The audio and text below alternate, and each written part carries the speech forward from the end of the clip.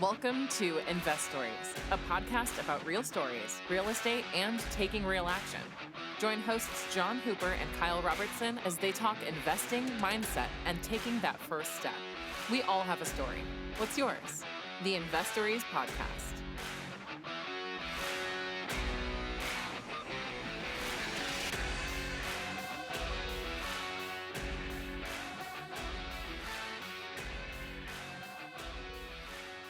Welcome to Investories. I know you're disappointed. It's just me again. But Kyle is actually back for the next episode. So that's kind of exciting. At least that's something new, right? And I'll throw in a booyah to show my excitement as well. Today we've got Patrick McGrath. Patrick is one half of the Rental Couple on Instagram. And Patrick's really interesting journey from not investing at all to really delving into some of the creative ways to invest, and right up to building out RV and boat storage. So there's a real journey there. We talk a lot about kind of people's journey, people's stories, and this is one of those episodes via HELOCs and foreclosures, via seller financing and seller carrybacks. He goes into some of the goal setting and mindset and the techniques around that, and also then what he looks for in an investment in a property, and how he kind of figures out how something's going to work, how you're going to add appreciation, and how you're going to kind of out the back of that refinance to buy the next one. So there's a lot of strategy and techniques in our conversation in the story, so really worth a listen. And with that, in fact, before I throw to Patrick and I's interview, I'd really like to go and hit up the review button and give us a 5-star. If you've done it before, cool. If not, why not do it? And why not do it again? And also, do please reach out to us on socials at Investories Pod on TikTok and on Instagram. And without further ado, here's Patrick. Welcome to Investories, Patrick McGrath, aka, I'm going to say aka, at Rental Property Couples, or at least half of Rental Property Couple. Patrick, welcome. Thanks, man. I am looking forward to having an awesome real estate conversation with you today. I know we're on the opposite ends of the country, but we're here together today at the same time, same place, to hopefully inspire and teach some people some stuff. So let's get into it, man. If we can impart one piece of advice, one action, then hey, we did our jobs right. That's right. And Patrick's over in Maryland. I'm still in San Diego. They haven't kicked me out yet, so that's always good. So super interesting. Patrick hosts a podcast. You want to give your podcast a quick plug? Yeah, it's called The Real FI Podcast. You can find us on Instagram, The Real FI Podcast, or TheRealFIPodcast.com. Sorry, TheRealFI.com. Still get that mixed up, but yeah. and like Investories, it's all about real conversations with real investors and all that good stuff. So well worth checking out. And speaking of which, I really want to get, and I followed your social media journey, yourself and your wife Danielle. And one thing that I really like is that authenticity in terms of the voice and what you do and how you're living it, and kind of how you quit your W-2 and all that good stuff. So can you give us kind of the intro, like how you've got to where you are today kind of thing? Yeah, of course. So we started just like most investors start, which was buying our primary residence. Most people, that's their first investment, is their first primary residence. But what we did is we knew that place wasn't going to be our forever place. So we bought a foreclosure as our first property that we were going to move into that needed a little bit of work. So I knew that we could like add some value and make it worth more money down the road. So then we could use that to invest in more properties. So that's basically what we did. Is we bought a foreclosure. We spent like 3 or 4 years kind of fixing it up, doing bathrooms, doing the kitchen, replacing the flooring, and we were able to get a home equity line of credit on that house. So we took out a home equity line of credit. We got $45,000, I believe, and that's what we used to go out there and buy our first investment property.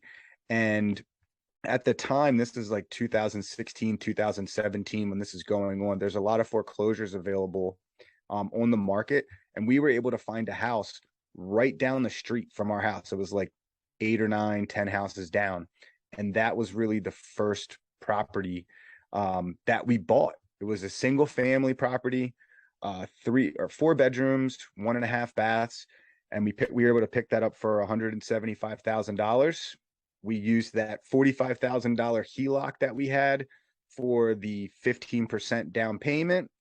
And then we used whatever money was left over and maxed out credit cards, basically like redoing the entire place, redoing the hardwood floors, new windows, new roof, new bathrooms, granite countertops, tile, backsplashes, new appliances, all this stuff. We're like, our first rental is going to be amazing.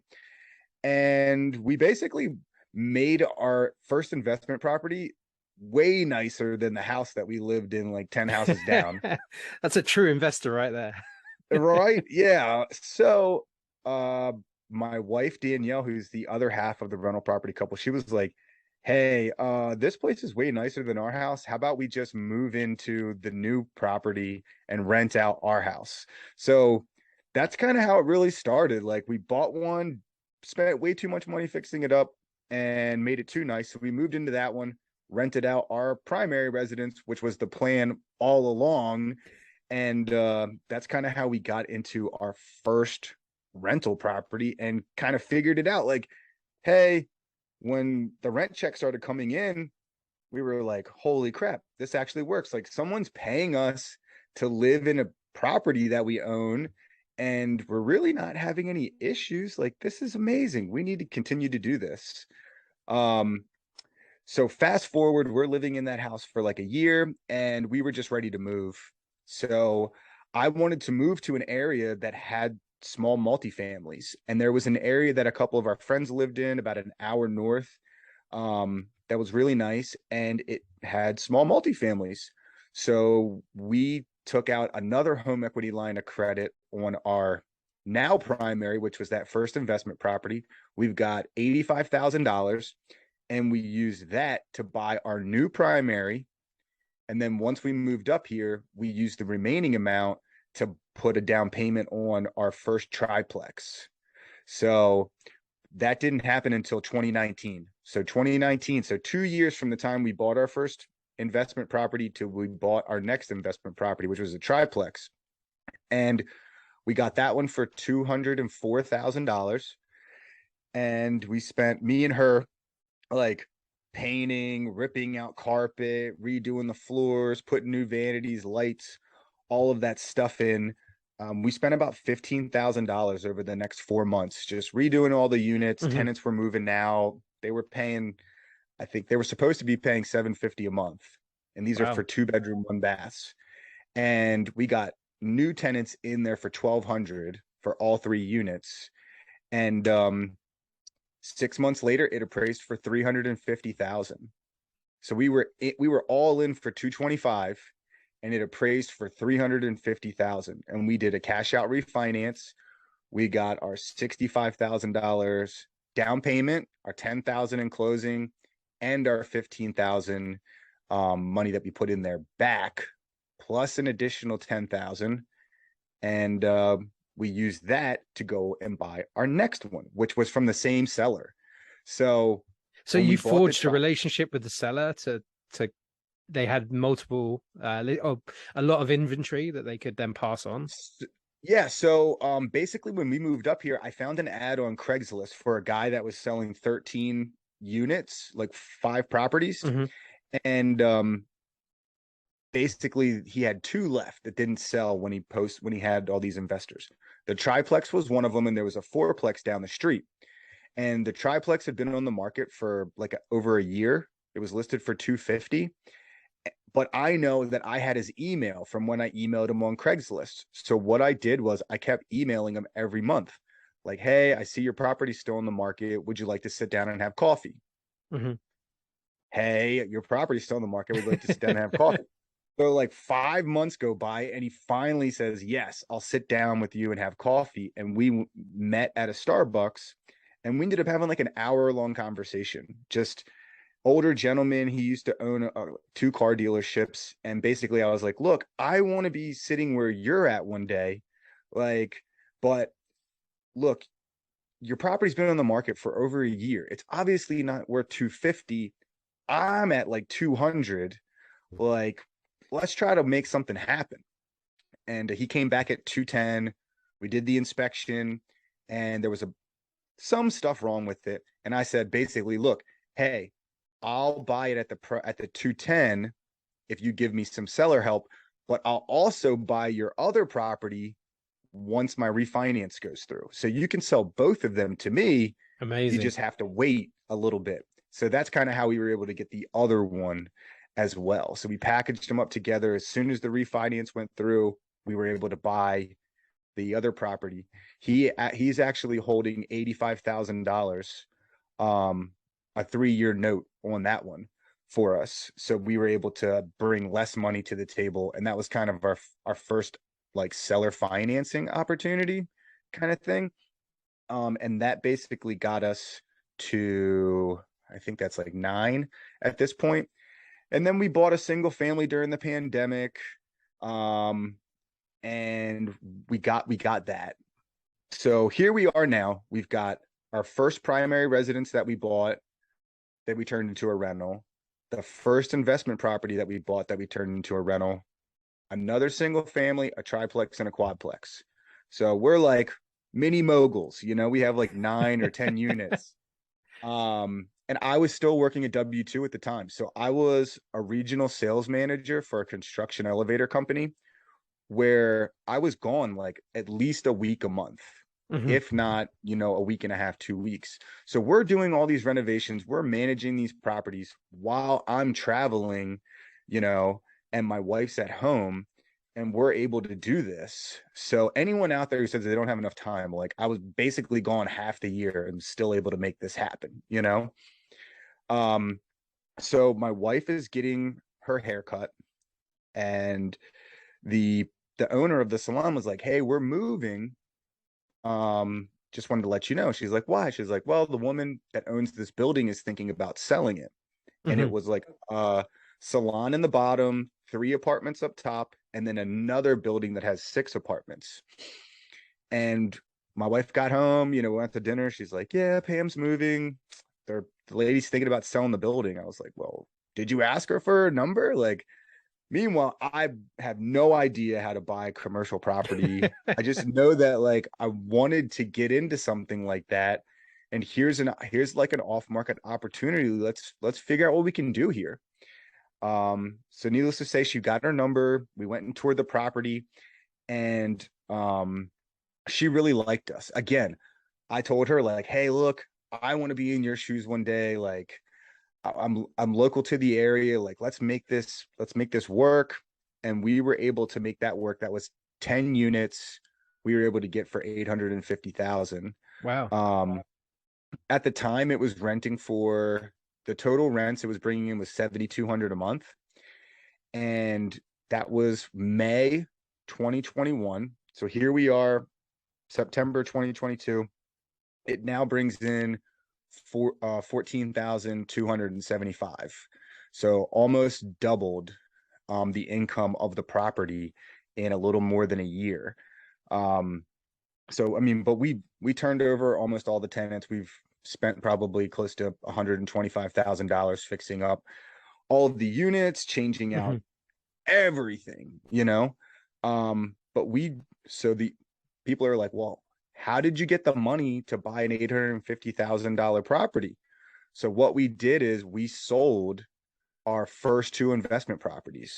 We sold our first 2 single family properties that we had, and we did what's called a 1031 exchange, where we were able to take the profits, tax free, basically tax deferred, and use that for the down payment on our on this 10-unit apartment building. And then we did a cash out refinance on the 4-unit to help get some more money to do the renovations and all of that. So this whole time we're just like recycling all of these funds over and over again. We're using the same money over and over again. The snowball is just getting a little bigger. And that's as the we do that. power of appreciation, right? And forcing that appreciation. So by in making those investments and kind of not just turning over tenants, but providing better quality accommodation, you're pushing the value, and therefore you can get another line of credit against it, or you can increase that line of credit against a property. I do want to unpack a couple of things, because that's amazing. It's such an amazing journey, and the steps to go through, and I feel like it's express kind of version through real estate that some people take years and years to go through all those different kind of classes and products. I think the first one is you said you bought your first place with it was a foreclosure. So for a lot of people listening, a foreclosure is probably terrifying as a proposition to acquire. What were the steps to get educated, and kind of who convinced who in terms of making that first step? I know my wife's super cautious, so she would be terrified by a foreclosure. Yeah. So at the time, there was so many bank foreclosures that the bank was actually, fixing them up a little bit. So it had like a new HVAC, it had new carpet. It wasn't like new paint or anything, but it really wasn't in shabby shape. But we were living in an apartment at the time, and we weren't even married. And I told, my wife at the time, like, or my girlfriend at the time, who's now my wife, like, hey, we really can't afford anything else. Like, this is what we can afford, but we can make it nice. Um, with the full intention down the road that we would turn it into a rental property. And I was reading a lot of books at the time, and basically, like I said, that was 2013. We didn't buy our first rental property until 2017. So almost 4 years it went by. So during this time, I'm like looking at a ton of properties, doing a ton of research, and I'm like, look, I think we can do this. And I basically just said, we can do it. Let's try it. If it doesn't work out, then we won't do it again. We'll cut our losses, and we won't try it out again. And that first property, we basically made like $100,000 in 9 months in equity. And we were collecting rent checks, and things weren't going wrong. And that's kind of how it really started for us, was like, look, just give me a shot. Let's just try this out. And it worked. And then the next one, and the next one, and the next one, and the next one. And it's kind of hard, to not believe when you start having thousands of dollars coming in, and then tens of thousands of dollars coming in. You're like, okay, well, this is working. No, I think that's really interesting. One of the other things you talked about, and I'm kind of jumping around here, but in terms of you mentioned a seller carrying a note, and I'm currently doing a seller financing course, and it's fascinating. And all the options, it's like going into or breaking out of the matrix. All these options you didn't even know existed are there and ready to be Exactly. played with. What does that mean, and how does that work with, say, traditional financing models? So if they were carrying a percentage of the financing, how does that work with the rest of the financing for that asset? Yeah, so it really depends on how you end up doing it. So the way that we've typically done it is, we call it a seller carryback, where the seller is carrying part of the down payment. So they hold, 10, 15, 20%, and then the bank will finance the rest of it. That's the way that we've been able to do it. Um, a lot of people think that seller financing is where, like, the seller's holding 90 or 100% of the property, and they're like, well, why would they do that? Or I need to find a property that, they don't have any note on the property, like no loan or anything. So what we've been able to do is we found a bank that will allow the seller to carry that equity, because the bank, they only want to loan 70, 75, 80% of the value. And typically you are the one putting that 15, 20, 25% down to get them to that number. Well, it doesn't matter really where it really comes from, especially commercial loans, as long as the bank is only lending on that 70, 80%. So that's what we were able to do. And all of ours are like 3-year terms. So they're 5% interest only, 36-month balloons. And the plan is for us to get in the property, fix up the property, increase the rents, go back to the bank and refinance. And when we refinance, we'll pay off, that seller note of that 20 or 25%. And that's the bit we were talking about, which is that appreciation of the asset performance rather than just strictly looking at it as it looks nicer, so therefore it's worth more. It's about the fundamentals of how much it earns and how much it costs to maintain those kind of elements, right? Exactly. Especially when we're talking 5+ unit properties, because they're based on the net operating income. When you're talking about single families, duplex, triplex, quadplex, they're based on what the comps are in the market around it, just like a single family. When you get into these 5+ unit properties, it's all about how much money the property is producing. So if you can lower expenses and increase your revenue, then you can drastically increase the value of the property that someone will pay for it and that the bank will loan you on it. No, that's awesome. Thank you so much. When you look at a property, how does that work? What are the reps or what are the steps you go through when you walk through a property?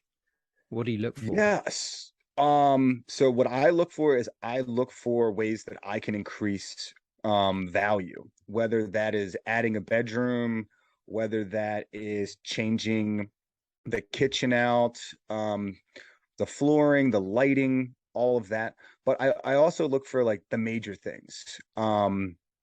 And really just look at how the property can be increased, like the efficiency of the property. My biggest thing is I want properties that need work, that have had deferred maintenance, that have under market rents, that have headaches. I want to buy headaches from people, because if I'm buying someone else's headache, that means that I'm getting a discount on the property for dealing with those headaches and taking those problems away from them. So I'm not buying turnkey properties. I'm not buying properties that have been renovated. I'm not buying properties where tenants are paying market rents. That's some people's strategies, but that's not mine. I want to be able to be the one to force the appreciation in these properties. So 9 times out of 10, when I'm buying a property, it's just barely meeting the bank's requirements. Like just barely, they're like, okay, we'll lend on you. We'll lend this to you. Those are the types of properties that I want. And then I can come in and paint the building, replace the windows, replace the flooring, replace the lighting, replace the tenants, fix up the parking lot, fix up the landscaping, and then, transform this asset that somebody mismanaged and make it something really, really nice. And mine and my wife's thing is we need to make each and every unit to where we would live in it. If I wouldn't live in it, I'm not renting it to somebody. And that's our standard. And every single unit that we've done, I would live in. If something ever happened where we were forced out of our house or something like that, I would happily move into any one of my properties and any one of the units there and be next to the tenants that we have and be happy with the accommodations. And that's the standard that I have. And I think that's what's made us successful. I really like that so I often make a note about questions, and I always put it as around a philosophy, like what's your investing philosophy, or what do you look for? Hence that question. And I think that's a great take on it, which is somewhere I'd live myself is kind of fair, right? Yeah, I basically have like a little motto or like a mission statement, and it's to provide safe, quality, affordable housing for families to be able to plant their roots. That's what it is. And as long as we make sure that we're living by that mission statement, then that will be the guiding light for us to make sure that we're doing the right things. No, I think that's great. I really like that. You talked briefly about quitting your job, quitting your W-2, which is kind of I think most starting investors or most investors see that as a goal, kind of as a bit of a yardstick, and hey, that's something to work towards. And really, I've heard you on a few interviews talk around the FIRE movement and kind of retirement and what that looks like. Can you talk me through kind of your approach to how you transition from your W-2 and then kind of what the movement means to you, or what that kind of stepping away looked like? Yeah. So um it wasn't 100% planned. Like my company at the time, we decided to just kind of go our separate ways. Um it was a week before we bought the 10-unit apartment building. So a week before we were closing on like the biggest deal we've ever done, we went our separate ways, which as I look back at it was very scary, but it was also like the best thing that's ever happened, you know? At the time, I think we were bringing in roughly like $5,000 a month in cash flow, um, which we could cover like all the stuff that I was paying for, you know, but we weren't like rich or really living financially free. It could just cover. But the lucky thing is I did have a large 401k that I had. I was saving 25% of all of my earned income for like the Wow. past couple of years. And I did have some investments in like some crypto and some NFTs and different things like that. So we had a nice like safety net behind us. So that was really the key. But the FIRE movement, um, financial independence, retire early, we were inspired by that because I don't want to work forever, you know, or I didn't want to make anybody else a ton of money. Like, and that's what I was doing. I mean, I was closing, you know, multi-million dollar deals. In 5 years, I probably brought in over $22 million worth of business, for this company, you know, and I was doing okay, but I could have been doing a lot better, you know. And just since I left, like we have basically tripled the amount of real estate that we've bought in like the last year and a half, just because this is all I'm focused on every single day, you know.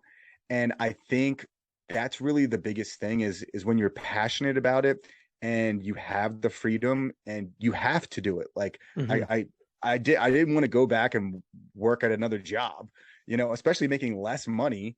um so it was kind of like I had to go out there and make it happen. And luckily, you know, we have, but it's all the preparation. You know, it's those 5 years of grinding. It's that 5 years of being away, you know, almost half the year, saving 25% of your income, investing every penny that you have into buying rental properties and building your small portfolio and getting that cash flow. And you know, doing the right things and recycling your money over and over and over again, that leads you to be able to do that. So it's all the hard work leading up to it. And then even when you go after it, you still have even more hard work ahead of you, but at least you're doing it for yourself, you know? And I think that's the biggest thing behind the movement for me is, um, I get to choose what I do every day. And I'm passionate about it, so I'm working harder than ever. No, I love that, and I think I echo that. That's my goal. I still work at W-2. Thankfully, I'm at home and I don't travel. It's kind of nice. It's kind of cush, but then equally, then it gets you into a comfort zone, and you're still kind of subject to the what I call the W-2 drip, the the feed of a little bit of money, a little bit of money. But yeah, and that's something Kyle, my co-host, has talked to a lot, which is having that time to spend it on the stuff you want to spend it on, right? And what's the value of kind of money coming in from a job if you're then not able to manage kind of your time to do the real estate stuff? That's really interesting. Exactly. And the Having the passionate element. conversations. Yeah, I mean, and being able to have the conversations like every single day. Like I'm on the phone every day talking to other investors, other business owners, just meeting all the contractors, having the conversations with them, just like always being around my properties, working on them, meeting with everybody, where I'm building relationships with everybody else. And that's really what takes you to that next level. Real estate is it's a people business. It's Hmm. not an asset business. I mean, you buy assets, but people are your customers, and without the people, you literally have no business. So you need to become a people person, build great relationships, and that's really what sets you apart. And having the time freedom to be able to build those relationships, meet those people when you need to, be able to go to lunches, go to real estate meetups, be able to go out there and shake hands and press skin. That's really what gets you to the next level. I love that. And yeah, absolutely. That's a common thread that we get on the show, which is it is all about people. Go to your local real estate meetup. If you don't have one, set one up and invite people. And if 3 people show up, you know what? You made 3 really strong contacts, and you can nerd out on real estate, right? So that's really interesting. One of the things I really want to get your take on is and kind of your W-2 happenstance of leaving your W-2 and kind of doing this full time is a bit of a driver for this. But how do you set goals, or do you set goals, or are you just kind of open to things? Do you have that kind of mentality, or? Yes. So basically, I set quarterly goals and a yearly goals, and I have them broken down. It goes out for a 3-year plan. So I have a 3-year plan, and then in that 3-year plan is broken into quarters. So the quarters for this year, and then it'll have the goals for next year, the goals for the following year kind of broken out. So I will basically say, like, for the first quarter of this year, I wanted to close the 6-unit apartment building that I found off market. And then I have a rent goal, like how much rent, how much total rent am I bringing in? How much net are we bringing in? Am I trying to start doing off market marketing for wholesaling? you know and I have it all broken down in these 3-month chunks, and then I have my overall goal for the year, and I can work backwards from that, and then I have my 2-year goal and my 3-year goal. But I don't have daily and weekly goals. Sometimes I think you can get too caught up, in having these daily, weekly goals, and if you don't hit them, you feel like you're not achieving what you want. So I kind of make them a little broader, and then I have an overall goal. But you have to have goals to really be able to track your metrics and see what you're doing. And I know if I'm not putting in enough work, and accomplishing those quarterly goals, I'm not going to get anywhere close to those yearly goals or those 2 or 3-year goals. So yeah, you have to have a written down plan. I mean, they say, what is it? If you actually write a goal down, then you're ahead of like 90% of the Mhm. people out there. So just writing it out and having like it sitting there and going over it every couple months is great. And we do have a free a goal sheet that you can get in our link on our Instagram. So And we'll post the links in the show notes for this. I think that's really interesting. Yeah, I struggled that for a long time, taking a really high level, high concept, like a number or a goal, or I want this many units. And then what I wasn't doing was taking that time, and I call it strategic time, and I try and carve some out every week to just think like, so okay, that's where I want to get to. How do I break that down into, I like the quarterly idea. I'm gonna definitely try that out. yeah, because it's like, okay, well, you want to hit $10,000 a month, and you have 2 rental properties, and they're bringing in $300 a door. Okay, so you're making 600 a month off 2 rental properties. Great. Well, you need to, times that by 15 to get your 10, you know. So you need to buy 15 more properties. All right. Well, if you're buying 15 more properties, you have to break that down, and you go, all right, well, would it be faster if I bought a quadplex? Would it be faster if I bought a 10 unit? uh how am I going to get this money? So you got to break that 10,000 down and go, all right, I need this many doors at this purchase price, that's going to give me this much per door. And then once you have that number in your head, you start working backwards, and then you can really put a plan in place. Or, hey, is this rental better long term, or is it better as a midterm or an Airbnb? Instead of buying 15 properties, I could buy 5 properties and do Airbnb and hit that same number. That sounds more attainable in my 3 years than buying 15 long-term rentals. So, and I like what you said there, is just giving yourself the time to like really think about those goals and how you're going to accomplish them. And then it's telling people what they are. Like you've got to tell your friends, your real estate people, anyone has to know what your goals are, because those are the people that are ultimately going to be able to help you achieve those goals. And I'm going to add to that, you need to have the skin to allow them to scoff or laugh, and as you said earlier, a lot of people don't set goals. A lot of people wouldn't write them down, and so then therefore just by doing that you're ahead. But then by taking the action, people are going to look at you very strangely. I moved to the US, I bought a house. People before I bought a house were like, how are you going to buy a house? I bought a short-term rental. How are you going to buy a short-term rental? So all these things, people are going to kind of not laugh at you, but have disbelief until you start doing them. And by taking that action and building that kind of cadence of actions, and that was the biggest change for me, was having the time, like taking time to figure out, well, how do you get from A to B, and not just, I've written a goal, that's enough, and I'll just throw it on a whiteboard or put it in my notes or calendar or whatever. So that's really interesting. Yeah, I mean, so what happens when you're out there at these meetups, when you're putting yourself out there, and then all of a sudden you get the partnership opportunity of a lifetime. You have no money, you have a guy that has tons of money but doesn't have any time, ask you what your goals are and how you're going to achieve them. And then you're like, oh, well, I thought about this.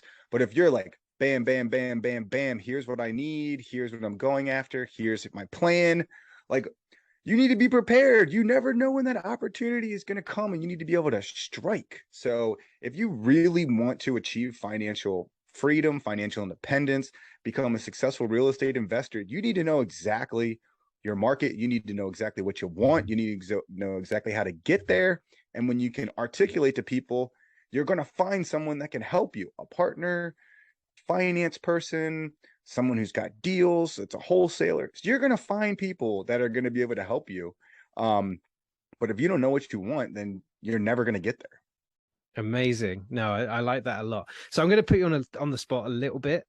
So I'd really like to get kind of either your best piece of advice you've got in your career so far, or the biggest lesson you've learned. So I'll give you the choice of those two. Okay. Yeah, so I'll do both of them. The biggest Awesome. lesson, the biggest lesson that I've learned is really to believe in yourself. Like you've got to believe in yourself. And that doesn't mean just like, oh, I know I can do it. That means you got to put in the work to believe in yourself. You have to know everything that you need to know to be the best at what you want to do. And that makes you be able to believe in yourself when you have the doubters, when you have your friends, like, how are you going to do that? When you have your family members telling you that you're crazy, they have no right to give you advice when they haven't done what you're trying to do. And you need to be knowledgeable enough to accept that you know what's right. And that's what true believing in yourself is. Mm-hmm. It's being able to accept, that skepticism and all of that stuff from people who aren't doing anything, and know that you can push forward and go for it. So that would be, the biggest lesson learned is just believing in yourself, because I've turned down things listening to other people that I knew I was right on, and it cost me a ton. So there's that. And then the other thing is really what my hat says right here: decide, commit, take action. That means, if you want to be financially free, you need to decide to be financially free. Mm-hmm.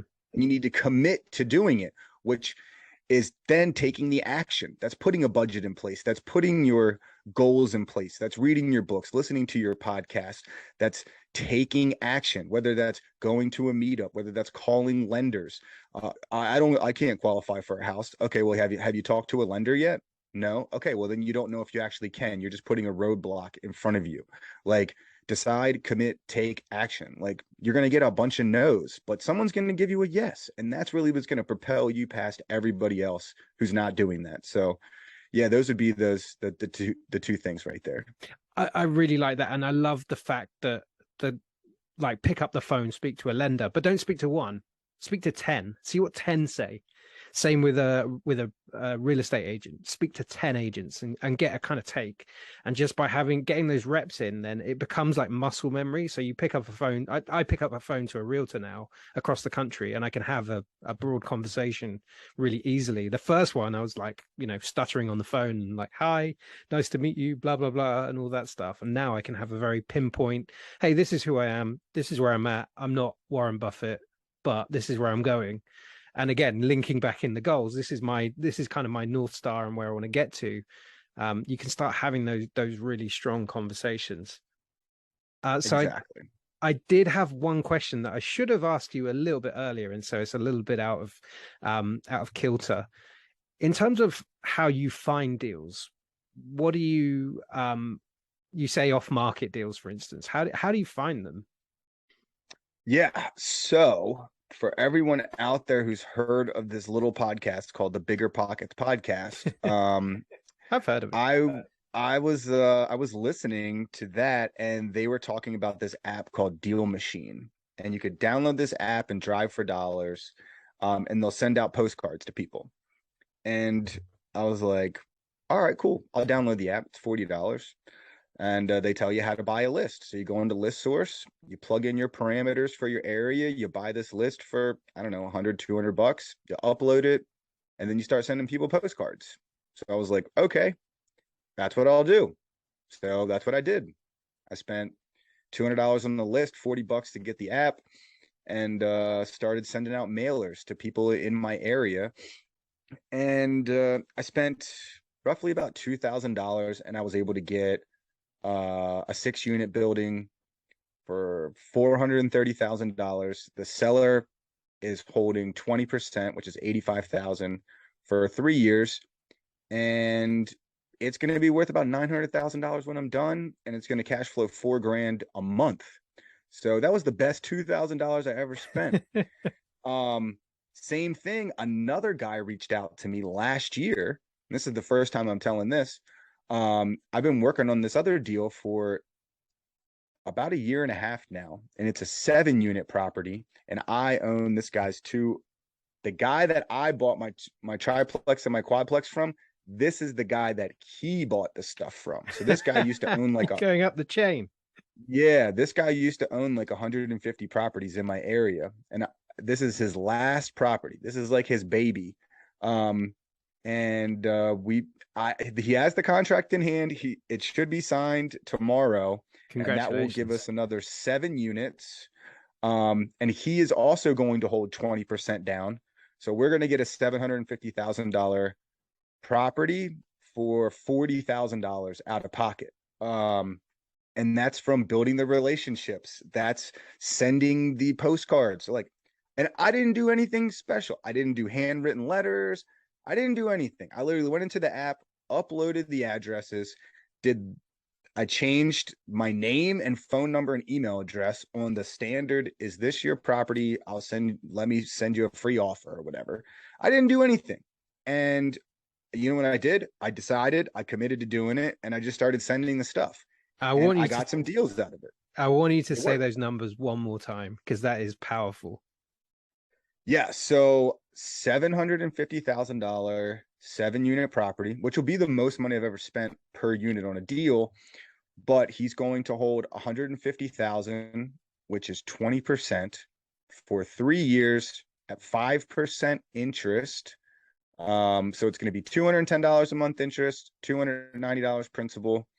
And I'm going to need to bring $37,500 out of pocket to get into a $750,000 property. Wow. So yeah, you can do it. I'm no one special. Like, literally, I'm asking, just like you said about like calling your realtors and everything. I just ask everybody if they'd be willing to hold 20%. I'm not asking them to hold 80%. I'm just asking them to hold 20%. Like, hey, the property, it needs a little bit of work. look, would you be willing to hold like 15, 20% just because I'm going to need that? I'm going to need that money to fix up the property, take care of some of the delayed maintenance and other things like that. And then when I refinance it, I'll just pay you back in, 2 years, 3 years before, if I can. That's what I always say, before, if I can. And what's the worst they can say is no. All right, so you got to buy it like everybody else anyways. Like, just ask. I love it. No, that's awesome. I guess the next question I have is, and this is really looking kind of to the future, looking forward, like what's next? What's your target? Are you changing assets, anything like that? Yeah, so we've got some exciting things going on. We're looking at some commercial properties. And then I also have a development deal going on. So we are currently under contract for 16 and a half acres in Virginia. Wow. To develop a RV and boat storage facility. Now, a year ago, a year and a half ago, I didn't even know how I was going to buy a 10-unit apartment building. And now I'm talking about developing, 16 acres into an RV boat storage facility, which is crazy. But, we had a guy on the podcast and he was talking about it, and I've always wanted to get into storage, storage units, or storage. You're basically just, renting a box or renting a piece of dirt. So there's no electricity, there's no toilets, there's no nothing, like no evictions, all of that. And this guy brought the deal to me, and I like the numbers. The numbers were insane. So I said, hey, let's try it. So we put the land under contract, and it is under contract with a condition that the city has to approve what we want to do, which we've already went and kind of got like the handshake agreements from everybody, but it has to go through the proper process. So it's going to take 3 to 6 months to go through the conditional use permit process. I actually have, I don't think you can see it, but we got the updated engineering today. So it's going to be 328 spaces. If you do some quick math, we should be able to rent it for between $125 and $150 a space. So that brings us anywhere from roughly $30,000 to $45,000 a month gross. Our expenses should be a little more than $8,000. So we're going to net anywhere between $25,000 and $35,000 a month on this. And we're a majority owner. So right now we own 85% of this. So this is going to be life changing. Like the number, my goal was $30,000 a month as like first it was 10,000. That was like our financial independence number. Everybody kind of has that $10,000 a month that'll change your life. And then it was 30, was the next goal. And this will put us like surpass that, no problem. And that was in like a year and a half, which is crazy. Amazing. Yeah, but I have no idea how to run a storage facility. I've never developed anything before. We're just going for it, like I have a partner who lives down there and knows a bunch of contractors, and he's part of the deal, and he's doing all that stuff, and we're doing the finance part, and I'm figuring it out, Love it. So if you've got time, I have one more question. I got plenty of time. Awesome. So you started in 2013, very different market. I actually started in 2013 as well, with just casually buying a property at the lower end of the market, right? So I've not forced appreciation. I've just had kind of rocket ship appreciation based on buying a cheap property in a good area that's gone up in value. Thinking about today and the kind of market conditions, what would you do now? What would you do differently? That's tough. I tell you what, I turned down so many deals during like 2016, 17, 18 over like $5,000, like $5,000, like $160,000 houses that were just selling for like 350, 400, last summer. But I don't think I would do anything differently, really, because it got me to where I am today, and maybe if I bought a bunch more single families back then, maybe that I would have got stuck in the single family game and not went to small multifamily or moved or bought this apartment building and kind of got to where I am today. So when I look back on it, I look back and go, that's what got me here, but I can tell you what I'm. To change my question, I guess I'd add, what would you, if you were starting out today, what would you do? Well, and I guess that might be the same answer, but. Oh, if I was starting out today, what would I do? Yeah, 100%. I would house hack a 4-unit, a triplex or a 4-plex. I would house hack. I would do that for 2 or 3 years.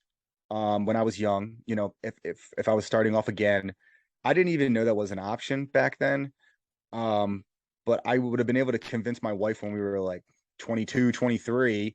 And within 3 years, you could have, 6 to 12 units doing it with a duplex or a quadplex. And that would set you up for the rest of your life, to be 26, 27 with 12 rentals and then go buy that dream house. Like that would be the one thing that I would do differently. Just if I'm young, like, and you're an investor, like skip the single family, buy a small multifamily. It's the same exact process. You're going to make more cash flow. If that's if you really want to build like a solid foundation, which I look at long-term rental assets as kind of like the foundation to real estate. And then once you build that solid foundation, then you can go do some of those higher risk, higher return things like short-term rentals, mid-term rentals, furnished finders, vacation rentals, development, storage, commercial buildings, all this other stuff that's out there. Get your long-term, foundation of consistent monthly rentals in, and then you can go do some of this more creative, higher return stuff. No, that's awesome. What's the best way people can connect with you? I think we talked about Instagram, but feel free to put the socials out there as well. Yeah. So if anyone wants to reach out, you can reach out at RentalPropertyCouple. So I'm the one that runs the page. So you can reach out to us at RentalPropertyCouple. You can do the Real FI podcast on Instagram, RentalPropertyCouple on TikTok, all of that. Or you can find me on Facebook at Patrick Ryan. We've got a meetup. So if you're in the Maryland area, we just started a meetup last month. So it's in Northern Maryland. It's called Ales and Assets. You can go on Facebook and just type in Ales and Assets, Westminster or Carroll County meetup, and come join us at the meetup, man. And yeah, you can find me at all different places. I respond to everybody. Just don't, ask me to invest in like your crypto scheme or anything like that. But that was my next question. I'm not going to do that. But yeah, reach out to me on there, and I'm happy to help anybody. Patrick, thank you so much for today. It seemed to fly by, so thank you so much. And it's a great conversation. So much great advice and content, and kind of next kind of things to think about and get the brain whirring. So hopefully our audience loved it. If you did love it, hit us up. We're always on the socials, and we'll be back next week. Patrick, thank you. Thank you, guys, and make sure to go leave this podcast a review on Apple or Spotify or any of them. 5 stars. Good, great point. I don't say that enough. So thanks, Patrick, and we'll be back next week. Thank you for listening to the Investories podcast.